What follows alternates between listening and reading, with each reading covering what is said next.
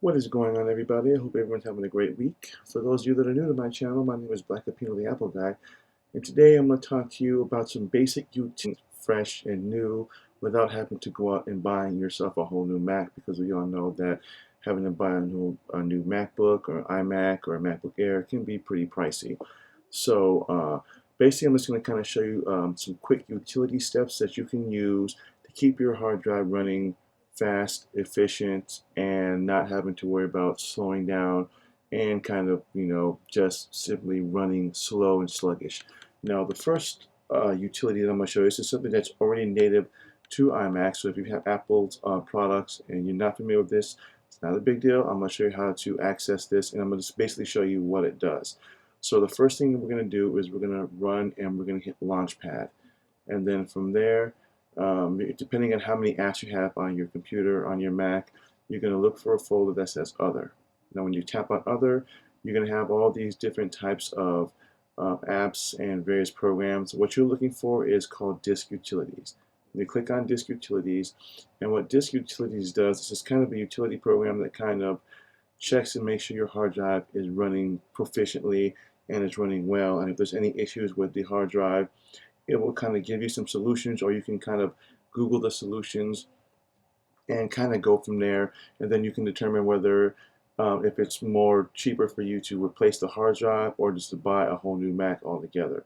So as you can see here with my disk utilities, it's going to show every drive that's connected to my Mac, including obviously what's on the iMac itself. So obviously my Adobe and my iTunes are externals. And what we want to focus on is the internal, so the main hard drive of your Mac. And you're going to have some options here that you can select. Mostly what you'd be focusing on is the first aid. So what happens is that when you tap on that, it would say, would you like to run first aid on your computer? Now, once you hit run, what it's going to do is it's going to kind of go through a series of checklists and make sure it's going to unmount your hard drive. It's going to run through some series of checks to make sure that your drive is working fine. And if you get a green, basically like a green checkup or a green check mark, that means your computer is working fine. Now, if that's working fine, then it's one of those things where if it's running slow, you don't have to continuously go through disk utilities to do it. Well, that is one way of looking to make sure if there's anything that might be wrong with your hard drive, that it will be able to correct that. Now, the next option that you can do aside from using disk utilities is to go into your activity monitor, and from here, this basically shows you everything that's running on your computer all the time. So I usually like to let mine, I usually do mine by just name, that way I can see what's running. That is how I work my stuff. And then the one you want to focus on is here, CPU percentage. Which programs are running the highest amount of CPU? And maybe you might be able to quit those apps, and that'll might also help in your computer running a little bit better than what it was before. So say like you're running Adobe. Obviously Adobe is a very taxing program. If you have it operating in the background and you don't realize it and you thought you closed it, you simply just go into Activity Monitor, you just click on it, and then what you go is you click on the X, and then it'll give you options here, either cancel, force quit, or quit. And then if you just quit the program, then it should make your computer run a little bit faster. Sometimes people don't realize that they have a program that they thought they closed, which actually wasn't closed, and is still running in the background. Just simply going into your activity monitors can alleviate that problem. Now, as far as basic utilities beyond this, this is a program that I use myself and I personally stand by and have been using it for probably, I think, a good 4 or 5 months. Now, this is a paid program, and I'm going to show the options on which versions you can buy and what it uses. So this app here is called CleanMyMac X. Now this is a program that I first learned about by watching a YouTube video. I believe there was a YouTuber who had been using it, and so I figured I would try it. I did a free trial for it, and then I loved it so much that I actually paid for it. Now what's awesome about this program is that there's two ways that you can kind of keep an eye on your utilities on your Mac. There's obviously this activating the program, as you see here, or up in the background right here, this little icon here, which is obviously the same as this. You tap on that, and as you can see, it shows you how much available memory is on your Mac. So say you're using a program again and it's running up a lot of program or it's running up a lot of memory, simply just freeing up some of that space will help your computer run a little bit better than before. This also monitors here your CPU usage and how much heating is getting on your computer. And if you're not really sure what that means, they do have little icons here, the little eye. You tap on that and it tells you what CPU programs are running heavily on your computer. Obviously, me running QuickTimes is putting a little bit of CPU usage on it, and then when you tap on memory, it's going to tell me that there's no RAM heavy programs running. So basically, if there's any applications that are RAM heavy, it will let you know here, and you can decide whether you want to remove those apps, quit those apps. It just depends on what it is that you're doing. It's actually pretty cool. You can also have it set limits for your trash. I have mine set at 1 gigabyte of trash. So once you reach that certain threshold for when you're just emptying programs and you're emptying multiple programs, it will give you a notification from here, and you just simply just empty the trash.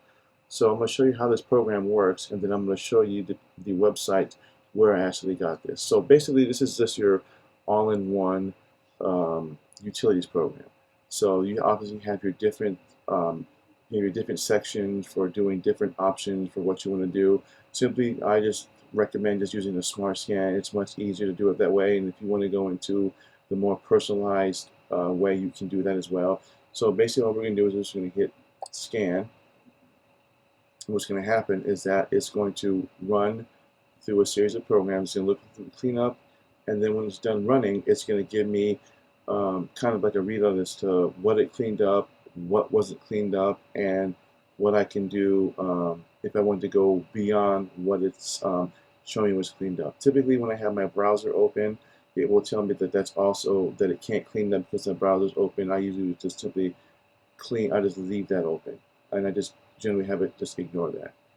So as you can see, it's running through the protection. It also does a little protection scan, and it does your speed. So basically, it kind of also speeds up a little bit of your RAM. As you can see, it increased performance, 3 tasks to run. It cleaned up or removed unneeded junk and neutralized so there was no threats. So I can either review that or just accept whatever the scan results are. So I typically will just accept the scans and hit run. And then what it does is, as you can see, some applications should be quit. Since I'm running Firefox, I'm going to actually leave that open, so ignore that. You don't have to. You can quit it and let it go through its normal process, but I simply it's just tailored to however you want to do it.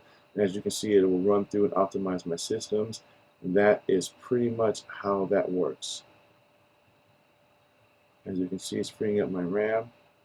As you can see, it's done. And then you can share the results, friends, programs. It gives you little tips and hints on what to look for next. So what I'm going to do is we're actually going to go into the web browser. We're going to look for CleanMyMac X, and I'm going to show you the website where you can get that at and what you can do with that. So we're just going to go here, type in the Google search.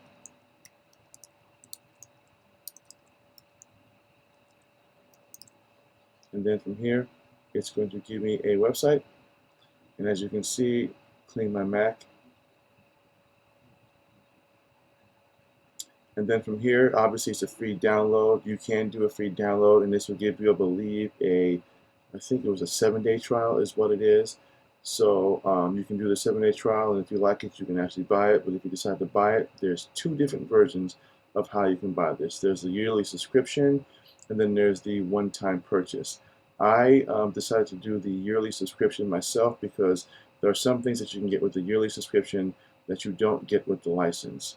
If you're not really sure what you get and what the difference is, there is again a little icon. Obviously, with the subscription, it'll be automatically renewed, but you can also get major upgrades at no additional cost. So anything that's new that's added on to the program, since you have a subscription base, it will not be added on to it. It's just simply whatever the one price is per year for that program, as opposed to the one-time buy, where if you do that, you only get the license for the program, but any major upgrades and features that come with it are at an additional upgraded cost.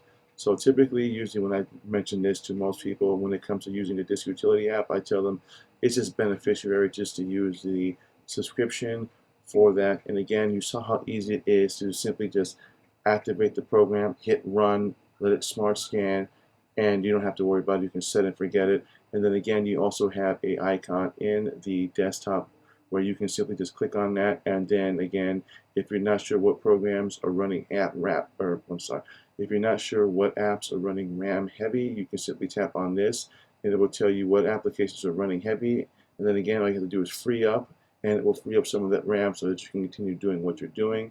And then again, with the CPU usage, it tells you the heat signature. You can simply just tap on that, and again, it will tell you what programs are running CPU heavy on your programs. And all you have to do is basically either exit those programs or continue to use it and just monitor, the CPU usage of your computer. What I like about this is the fact that it kind of gives you like a temperature gauge of your CPU and how hot it's running. That's pretty cool. Most of the other programs and other utilities that I've used before have never really given me that option before.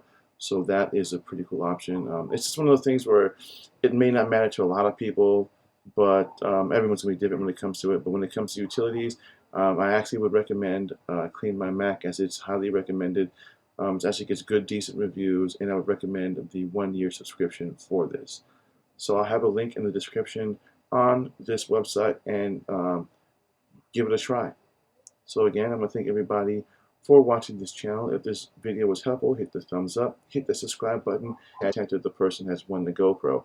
And what I plan on doing now is, instead of me reaching my next goal of like say 300, what I plan on doing is that the holidays are almost upon us. What I think I want to do is, I'm not sure which one I'm going to do, but I'm going to try and reach a subscriber goal of 500. And at the end of reaching 500 subscribers, I'm going to either do a giveaway of a camera or just an inexpensive laptop. I'm not really sure what I'm going to do, but that is what my goal is to reach 500 subscribers. And once I reach that goal, either by the end of this year or by the beginning of next year, I will be doing a camera giveaway. It's not going to be something super expensive, but I am going to be doing a camera giveaway just so I can show my appreciation for those people who have been sticking with me since the beginning.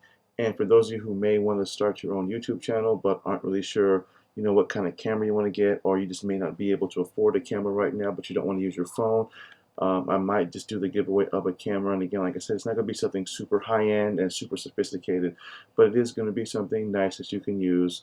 I'm not really sure. I've got a few ideas that I plan on doing. So again, once I reach that 500 subscriber goal, I will be doing that. I might decide to either do the giveaway at the end of this year, or maybe in January or February. It depends on whichever comes closest. But that's what I plan on doing, is doing a giveaway of either or.